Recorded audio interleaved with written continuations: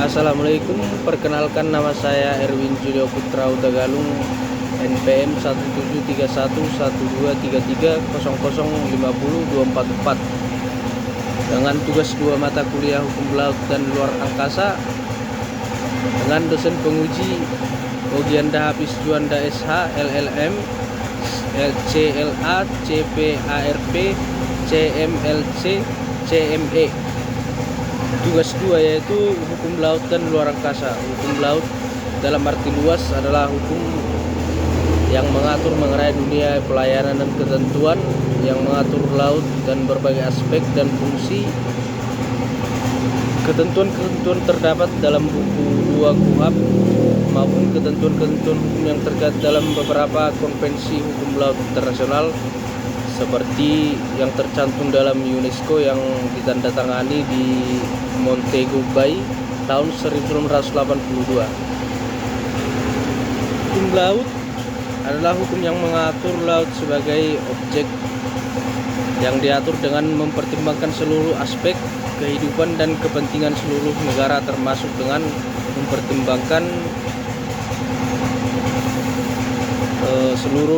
termasuk negara yang tidak berbatasan dengan laut secara fisik, guna pemanfaatan laut dengan seluruh potensi yang terkandung di dalamnya bagi umat manusia sebagaimana yang tercantum dalam UNESCO tahun 1982 beserta konvensi-konvensi internasional yang terkait langsung dengannya.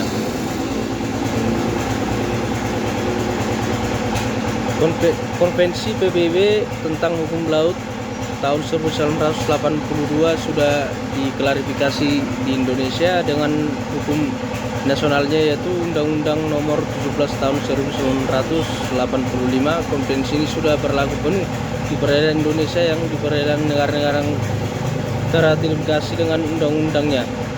Bagi bangsa Indonesia, konvensi sangat bermakna dan berarti dengan adanya konvensi ini Indonesia diakui secara yuris sebagai negara kepulauan oleh negara-negara dunia, memiliki ZEO 200 mili laut dan lebar laut teritorial 12 mili, serta yang paling penting bagi antara pulau yang satu dengan pulau lainnya tidak dapat perairan internasional.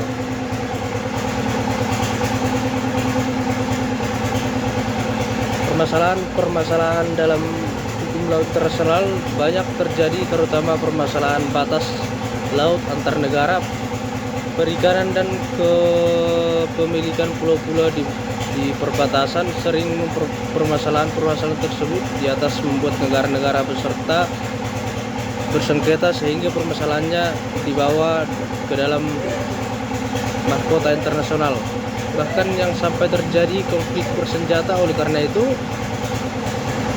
dengan pedoman ketentuan-ketentuan UNESCO tahun 1982 berlaku dalam hal ini. UNESCO 1982 modul ini berisi penjelasan tentang perkembangan laut internasional dan perundang-undangan Indonesia.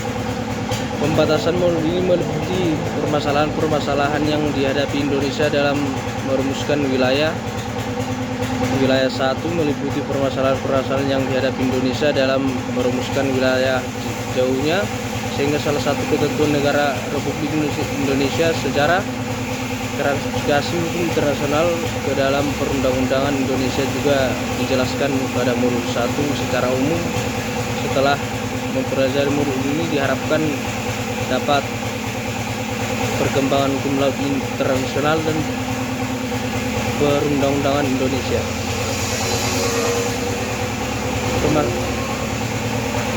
Pemahaman tentang perkembangan hukum laut tersebut berguna bagi Anda memahami wilayah hukum laut Indonesia sebagai salah satu ketentuan dalam NKRI. Secara khusus, setelah ini mempelajari modul 1 diharapkan dapat menjelaskan 1.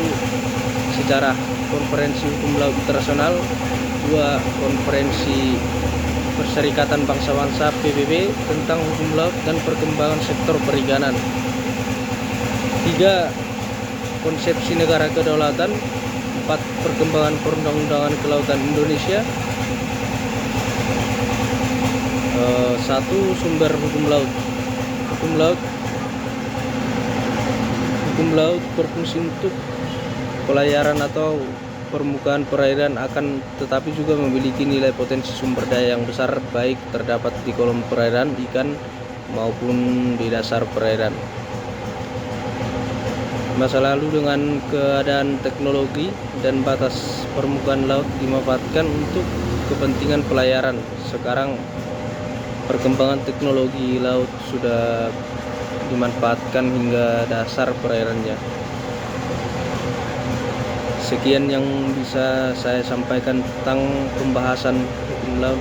Terima kasih. Assalamualaikum warahmatullahi wabarakatuh.